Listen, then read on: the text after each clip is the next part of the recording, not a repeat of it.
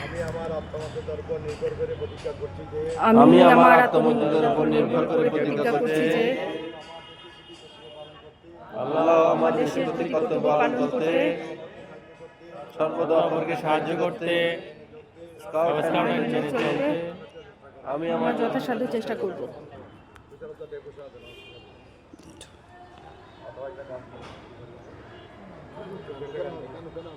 ওখানে হবে তাহলে ঘোষণা দিয়ে দেবো।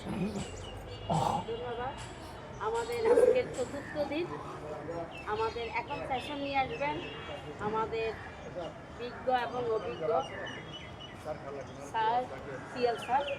আর আমাদের বিষয় হবে কাপ অনুষ্ঠানে।